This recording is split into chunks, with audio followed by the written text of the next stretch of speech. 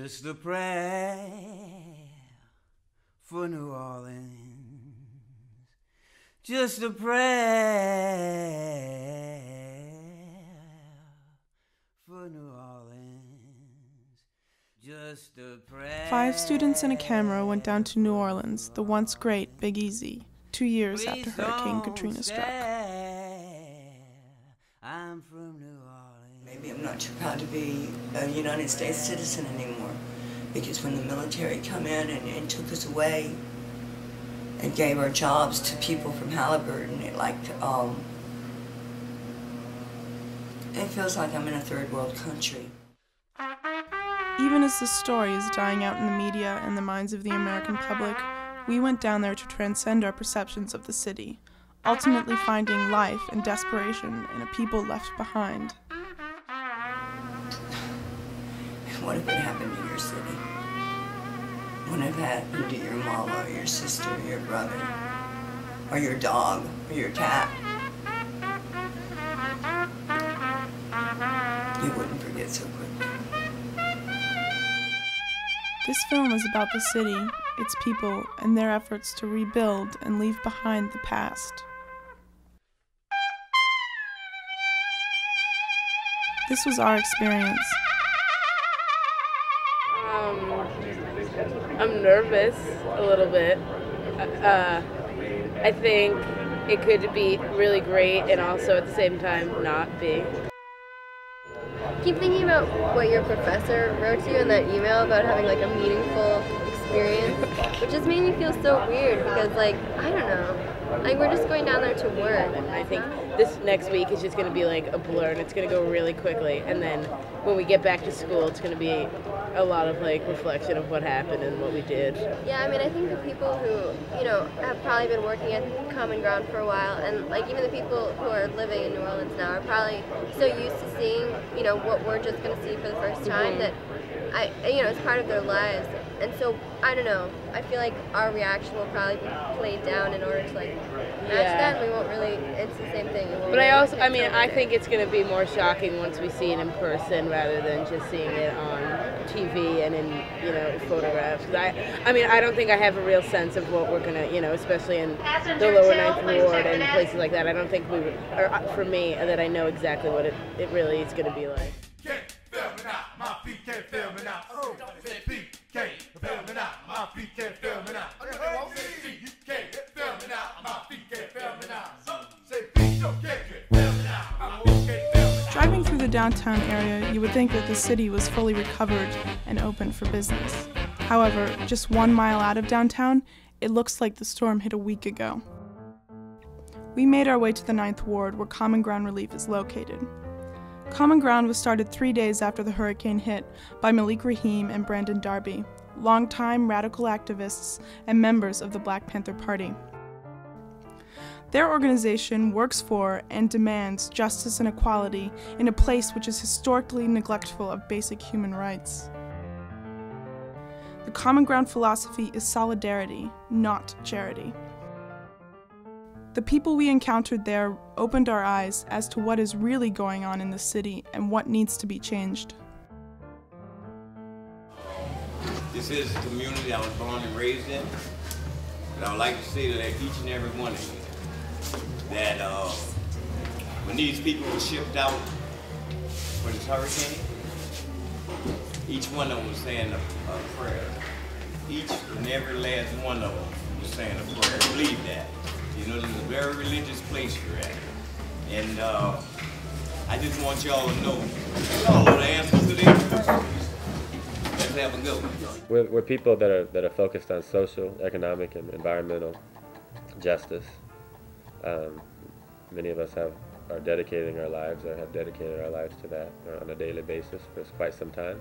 We do the right thing, and we find that when we provide social services, needed social services, that puts us in contact with the people that need the most assistance in life, need the most empowerment, and thus gives us a wonderful tool to organize with people and know what people want. So we started immediately after Katrina, as this formal effort did, and on the 5th day after Katrina. Provide water, food, and health care, and shelter, some form of shelter to residents because the government wasn't doing so on all levels. And so you have the same people that decided to inject black men with syphilis in Tuskegee, also, and who decided to drop an atomic bomb and cause cancer in millions and millions of people.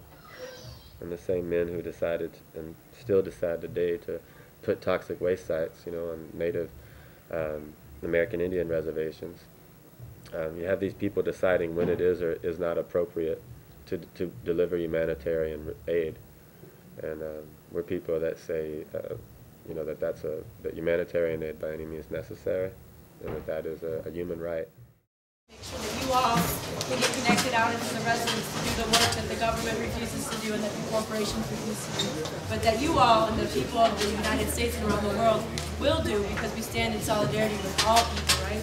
To make sure that we all have access to our basic needs, regardless of the color of your skin, regardless of your economic background, regardless of where you live. And instead, what happened on August 29th and in the days following that, we saw that what the color of your skin was, what your background was, where you lived, those things determined whether you had access to that emergency need or not. Biggest thing, the first things first, I'm not a professional, none of us here are.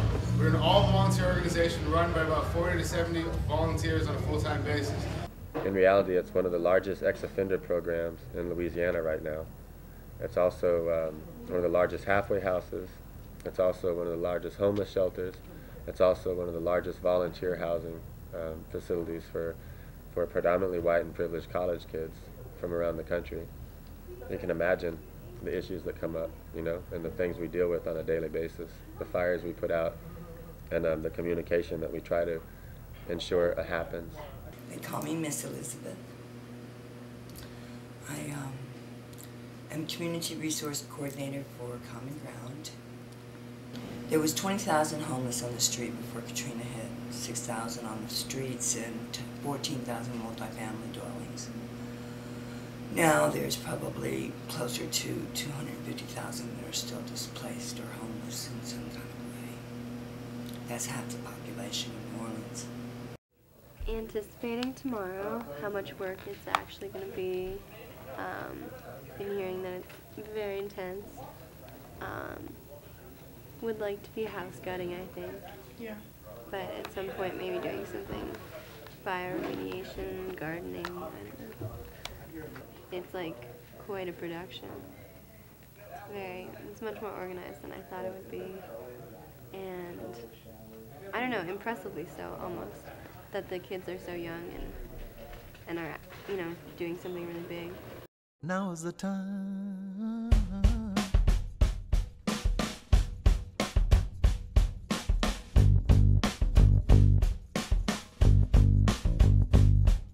Now is the time for all good men to get together with one another, iron out their problems and iron out their quarrels, and try to live as brothers, and try to find peace within without stepping on one another, and do respect of the women of the world. Just remember we all had mothers. Make this land a better land in the world in which we live, and help each man. 7 o'clock in the morning. And I know we can make it. I know that we can. I know done well we can work it out. So, health and safety. Hurricane Katrina came on shore as a Category 4 storm. By the time it hit New Orleans, the hurricane didn't do a hell of a lot of damage. What really happened was the flood afterwards.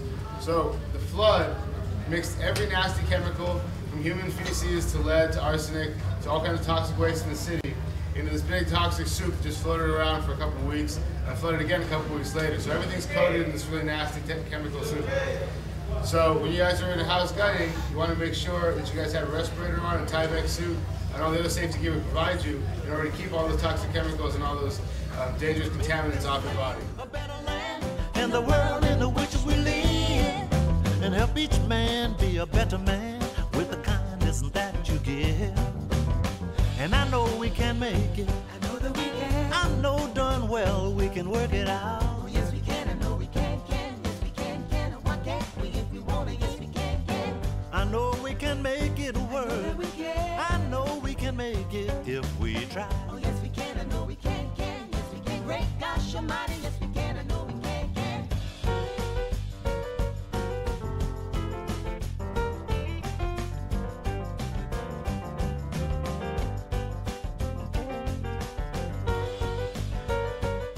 Ended up going over to this house to help gut it and clean it out, and took us a while, but finally the owner, whoever is living there currently, this guy named Larry, showed up and told us what he really wanted us to get done, and so we knocked down all the walls. So we started gutting, and we just tore down walls and the ceiling panels, cut wires, and just cleaned out all the debris. Together at the river with each other. The recent hurricanes not only devastated much of the city of New Orleans, they exposed long-standing injustices faced by the residents of lower-income African-American communities. It is estimated that over 275,000 housing units were destroyed, and efforts to clean up, repair, or open livable housing has been slow. Be safe, sanctified. Let's do another. Okay.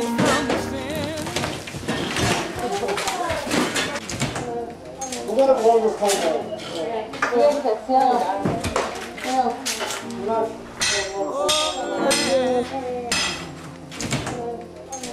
Let's do another.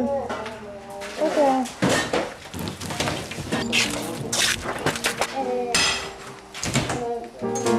Let's do another. Okay.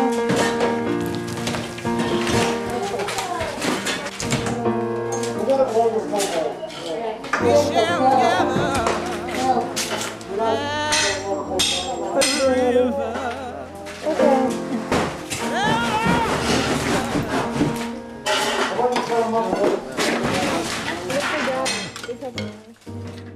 Dip our souls in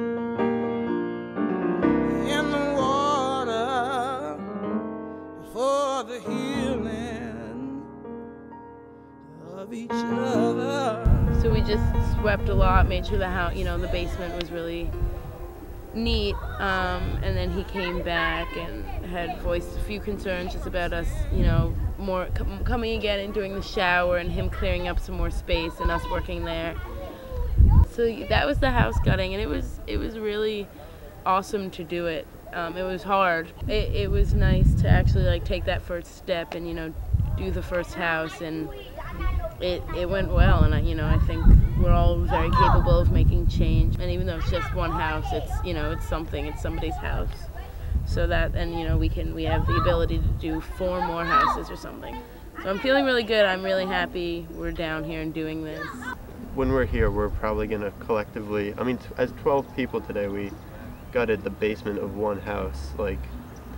That's really not that much when you look at 260,000 homes that are gone or completely ruined. So it's kind of, and half the time I'm just thinking, even if we do get another 1,000 houses within the next year, it's still, what if there's just another Hurricane Katrina? It's just gonna be like hell all over again. So.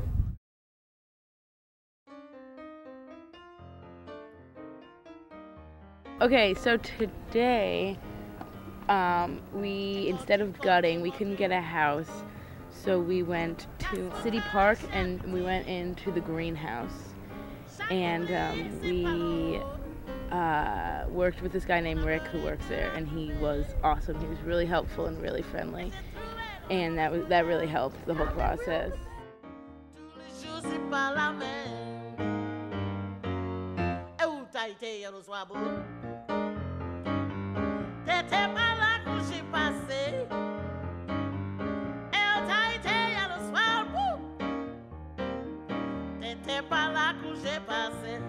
My name is Laura, and at Common Ground I am the Wetlands Restoration Project Coordinator, so that's what I work on down here. So the wetlands are critical for rebuilding New Orleans because those are the natural levees and the natural buffer to storms for the city. So if we had healthy wetlands, then we wouldn't have the same effect from hurricane storm surges that come in. New Orleans is mostly below sea level, which is like the problem. But if we had those healthy wetlands around it and we didn't have those levees breaching, then it wouldn't be an issue because we wouldn't have to worry about that flooding occurring. We have a greenhouse up at City Park that we work with some folks at LSU Ag Extension, and starting in July, I think, we started cleaning up this greenhouse that used to be the Botanical Gardens greenhouse, and we fixed it up, so now it's in working condition. I'm involved in wetlands reclamation. I help to propagate the types of vegetation that prevent further soil erosion in Mr. Go, which is the Mississippi River Gulf outlet. Presently, we're working in City Park doing that, and we have thousands and thousands of plants that we've propagated in hopes that they'll reproduce and multiply. We were transplanting 2 different types of marsh grasses from just kind of weedy pots that they were in into individual tubes. And then those were, being placed in ponds so that they could grow up further. And once they're at the appropriate age strength, they will be planted in marshes and bayous in the area. After 2 days of work, we loved the city, but weren't really sure we were doing something for the people. Then Malik Rahim came, the founder of Common Ground and respected civil rights activist. He put what happened